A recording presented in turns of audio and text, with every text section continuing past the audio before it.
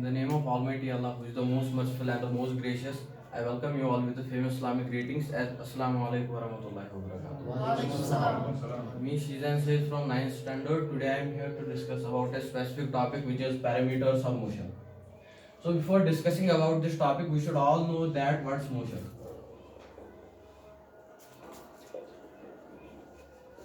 So basically motion means change in position of an object with respect to its surroundings in a given interval of time, like birds flying in the sky, water flowing in the river, play running in the playground, and many others. Let's take an example. Here is a point P moving in a straight line. It starts from point O, that's point A, and point B, and point C.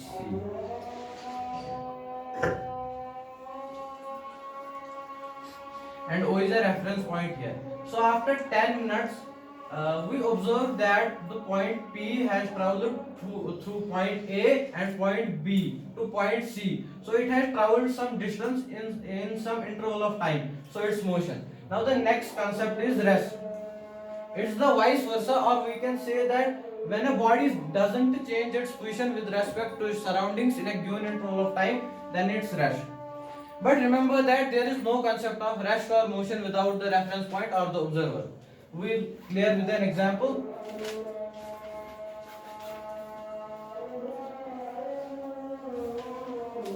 Two persons, person A and person B are traveling in a train, and a person X is standing on a railway station.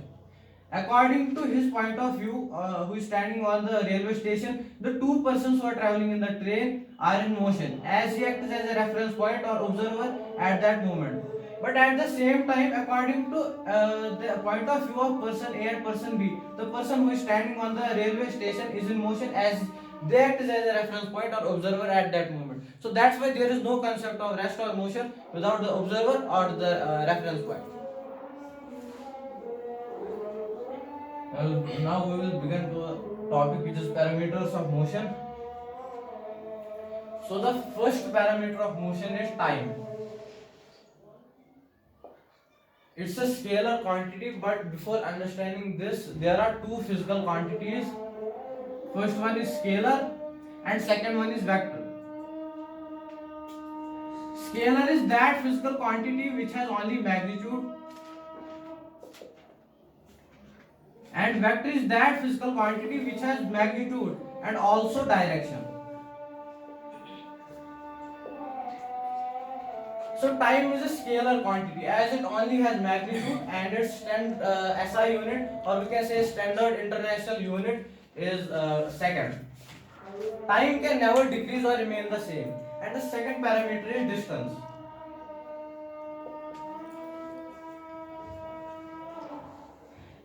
Distance is defined as the total length covered by a body in motion. We'll take an example.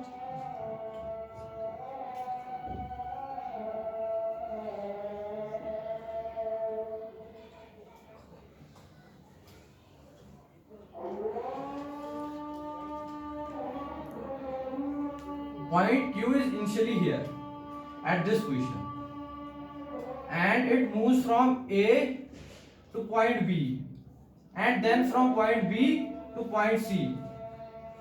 So what is the distance here? The total length covered by the body Q. It's the distance will be AB plus BC. So the total length covered by the body is known as distance. And distance is a scalar quantity as it only has magnitude, and its SI unit is meter. And distance is always positive and never negative. Distance is only 0 when the body is at rest. Now the third parameter is displacement.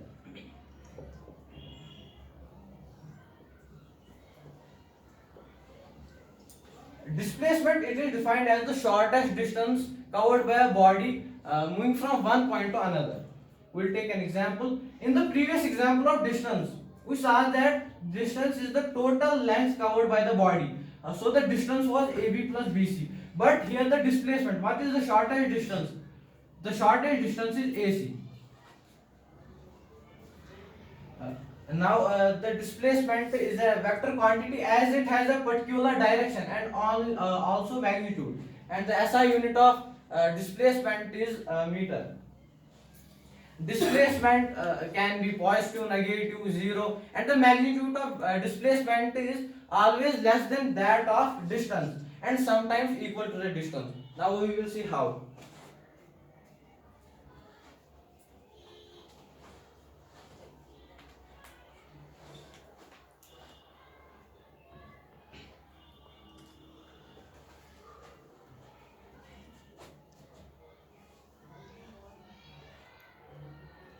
Here is a number line, and here is the origin. And on the right side of the number line, we know that there are positive integers.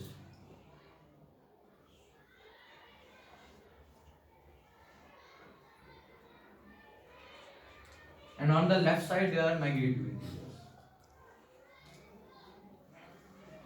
We will take the length in meters.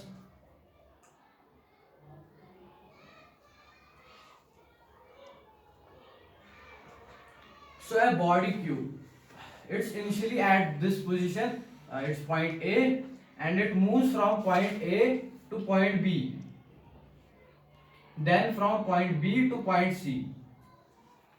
So what is the distance here? Distance is the total length covered by the body. So the total length is AB and plus BC. So what is AB here? It's 15 meters. And what's BC here? 5 meters. So the distance will be 20 meters.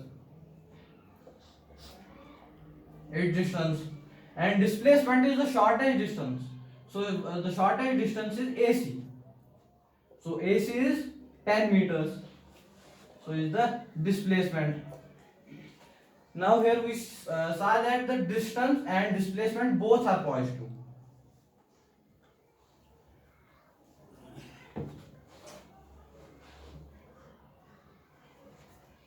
Now the second example, object Q moves from point A to point B and stays there. So the distance is total length. So the total length is AB. So the distance is 15 meters. And the displacement is shortest distance. So the distance is equal to that of displacement here. And now the third case is it moves from point A to point B and then comes back to its original position. So the distance is AB plus BA. So what's AB here? It's 15 meters and BA is 15 meters. So the distance will be 30 meters. And what's the shortest distance? There is nothing, so it's the displacement will be 0. Now last case is how displacement can be negative.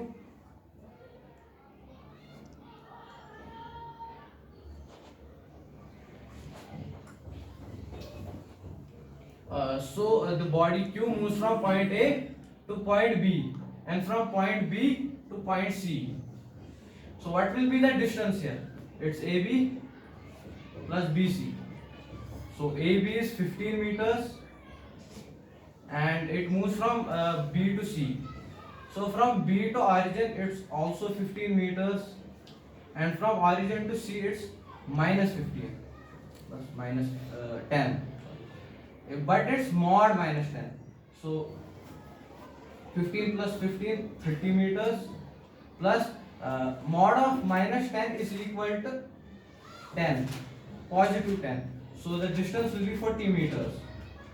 But the displacement is the shortest distance. So the displacement is AC and displacement is 0 plus minus 10 meters. So 0 minus 10 meter is equal to minus 10 meters. So here the displacement is 0 and the distance is positive. So that's why distance is never negative, but sometimes displacement can be negative. So thank you friends. Due to the limitation of time, I will continue my topic in next presentation. So till then, take care.